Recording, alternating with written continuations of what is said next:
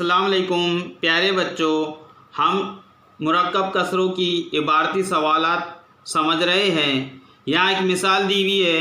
आसिफ ने 2 अदद सही 1/2 यानी 2.5 किलो और अहमद ने 3 अदद सही 1/2 यानी 3.5 किलो आलू ख़रीदे, तो कुल आलू कितने किलो हुए।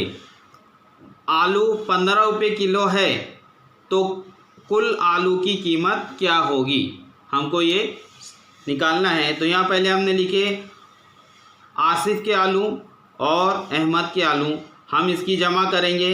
यहाँ इस तरह जमा करेंगे, पहले सही आदत की जमा है 3 जमा 2 जमा 1/2 जमा 1/2।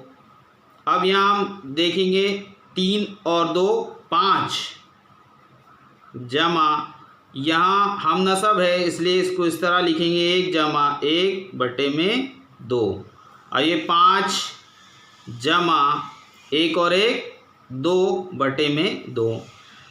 चूँकि ये तकसीम हो जाते 2 1 का 2 2 1 का 2, तो अब यहाँ पर क्या बचा है 5 जमा 1। यहाँ बचा है 5 जमा 1 यानी 6। तो दोनों के मिलाकर 6 kg यानी 6 किलोग्राम आलू हो रहे हैं। अब आलू की कीमत मालूम करना है कि 6 किलो आलू की कीमत क्या होगी। तो 15 रुपये किलो जो है आलू है